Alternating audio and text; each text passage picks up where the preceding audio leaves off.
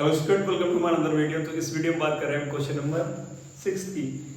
काफ़ी easy question है and 1 minute का क्वेश्चन है, इसलिए वीडियो बहुत छोटी बनेगी तो थोड़ी बात कर लेते हैं। देखो मेनली क्या है कि मैं बार बार अपनी वीडियो में यही बोलता हूँ कि हमें प्रेशर हैंडल करना आना चाहिए। प्रेशर हैंडल करने से मतलब ये कोई ऐसा बोझा ढोने वाला काम नहीं है। मतलब सिचुएशन कैसी भी हो, बहुत से लोग बोलते हैं कि हंसते रहना चाहिए या फिर टेंशन नहीं लेना चाहिए, ये नहीं करना चाहिए। इन सिचुएशन इंसान सब कुछ करता है, टेंशन भी लेता है एंड हंसने की कोशिश करता है लेकिन हंसी नहीं आती है। तो ये in time and in situation पर डिपेंड करती है। जब तुम्हारे अंदर कोई परेशानी चल रही है तो दुनिया की कोई भी हंसी तुम्हें हंसा नहीं सकती है एंड तुम उस जगह हंसने के लिए फ्रस्ट्रेट होंगे एंड उसका रिजल्ट भी खराब निकलेगा। तो सबसे मेन चीज़ क्या होती है, उन सिचुएशंस में आप किस वजह से परेशान हो उसको शॉर्ट आउट करके ही सॉल्यूशन मिलेगा। जैसे बहुत से बच्चे क्या होता है, कल मैथ का टेस्ट है एंड अब मैथ उनसे आ नहीं रहा है तो परेशान रहेंगे। 1-2 दिन पहले से ही परेशान होना स्टार्ट हो जाएंगे। फैमिली उनसे पूछेगी, जैसे जो भी उनसे ज़्यादा लगाव रखता होगा, जैसे मम्मी है तो या दादी है, दादाजी है या बहन है, पापा को थोड़ा कम ही लगाव रहता है बच्चों से। तो जब वो पूछेंगे कि क्या परेशानी है, क्यों ऐसा उदास सा हो, तो वो ये नहीं बोलेगा कि मैं फेल हो जाऊंगा मैथ में इसलिए उदास हूँ या फिर क्या मेरा एक्चुअल परेशानी है। बोला नहीं कुछ नहीं, मैं ठीक हूँ। लेकिन हम ये बोलते हैं कि मैं ठीक हूँ, लेकिन मुंह पर वो इंप्रेशन आ जाते हैं, इससे क्लियर पता चलता है कि हाँ वो बंदा परेशान है। तो उन बच्चों के लिए मैं सिर्फ एक ही एडवाइस करूँगा, देखो लेट होने से पहले अवेयर हो जाओ। जैसे आप क्लास 5th में हो, 6th में हो, 7th में हो, 8th में हो, ये आप 12th में पहुंच गए हो, आप बड़े हो, सीनियर मेरी वीडियो देख रहे हैं, तो जो गलती तुमने की है वो तुम्हारी यूथ ना करे या फिर तुम्हारी जनरेशन ना करे, जो नेक्स्ट आएगी। इसके लिए सिंपल सी बात है, आप अपने बच्चे को फर्स्ट क्लास से ही मॉनिटर करिए। Nursery, pre nursery, first second class तक बच्चे के ब्रेन को डेवलप होने दीजिए। आप अदर एक्टिविटीज़ में पढ़ने के साथ साथ बच्चे को इन्वॉल्व रखिए, जिससे कि बच्चा सोचने की क्षमता वो जनरेट कर सके। लेकिन जैसे ही वो सेकंड थर्ड क्लास में आगे चलने लगे, आप अपने बच्चे को मॉनिटर करिए।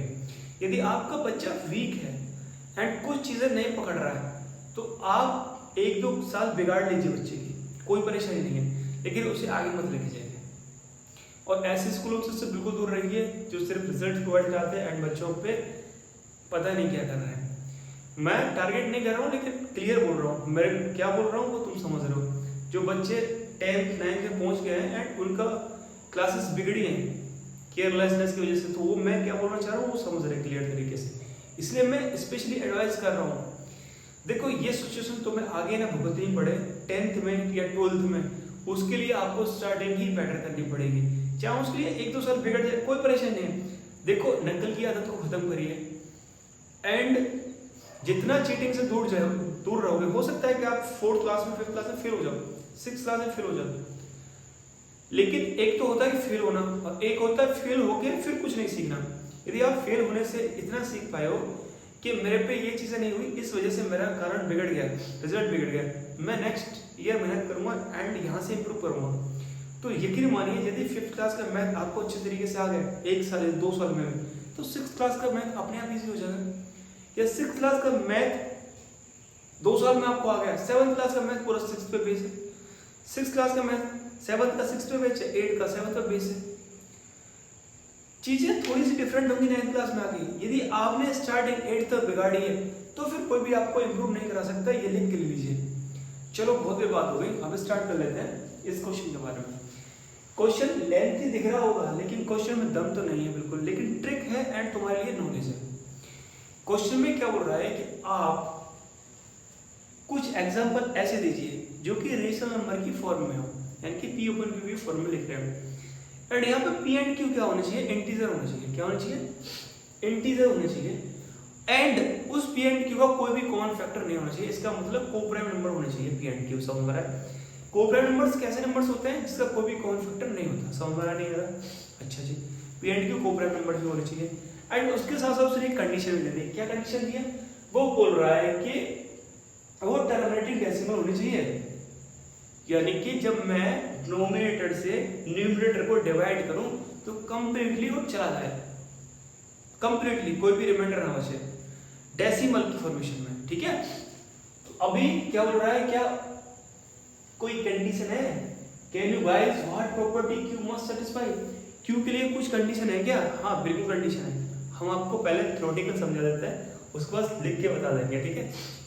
देखो क्यू यदि 2 है, यानी कि डिनोमिनेटर 2 है या डिनोमिनेटर 5 है या फिर ई इन दोनों का प्रोडक्ट है, तब वो टर्मिनेटिंग डेसिमल ही होगा। अब देखो करके दिखाते हैं। सॉल्यूशन कर रहा है, हमें ध्यान रखना पड़ेगा पी एंड क्यू ऐसा नंबर ले रहे हैं जिसका कोई भी कॉमन फैक्टर नहीं है एक के अलावा, लेकिन क्यू के लिए कंडीशन है, क्यू पे मैं तुम्हें जो बता रहा हूं, या तो क्यू 2 होना चाहिए या क्यू 5 होना चाहिए या फिर इन दोनों का प्रोडक्ट। जैसे सपोज लो ऊपर मैंने लिखा एग्जांपल, यानी कि yes it is possible, it is possible.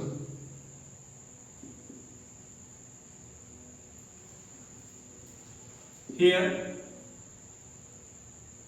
Q is equal to 2, Q क्या होना चाहिए, या 2 के इक्वल होना चाहिए, और 5 और बोथ 2 into 5 की पावर n। समझ रहा है? n से मतलब है कि 2 into 5 10 होगा, 10 हो सकता है, 100 हो सकता है, वो कुछ भी हो सकता है। समझ रहा है? इसका मतलब ये। अब देखो यहाँ हम एग्जाम्पल के तौर पर समझ लें। मैंने लिख दिया 7 और नीचे लिख दिया 2। क्यू की कंडीशन पूछ रहा था, क्यू किसकी फॉर्मेशन होना चाहिए, पहले बता दिया, दोबारा से बता देता हूँ।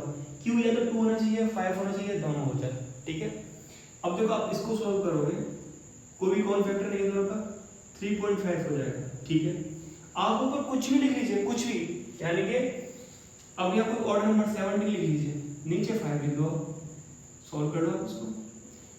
5 3 जा 15, कितना बचा 2, पॉइंट लगा के 0, 5 हो जा 20, 3.4। अब जैसे 90 लिख लीजिए एंड नीचे 2 into 5 की फॉर्मेशन बना लीजिए, क्या हो जाएगा 19/10, देखो क्या हो गया 1.9। कितने भी एग्जांपल आप ले लेना, ऊपर कोई भी वैल्यू आप ले लेना, कितनी भी बड़ी भी ले लेना, लेकिन ध्यान रखना कोई भी कॉमन फैक्टर ना होना, क्योंकि वो बोल रहा था कॉमन फैक्टर नहीं होना चाहिए। एंड नीचे आप 2 या 5 या दोनों यूज करोगे तो टर्मिनेटिंग डेसिमल ही बनेगा। तो होप कर रहा हूं ये क्वेश्चन आपको अच्छे समझ में आ गया होगा, बहुत ही छोटा क्वेश्चन था। मिलते हैं नेक्स्ट वीडियो क्वेश्चन नंबर 7 के साथ।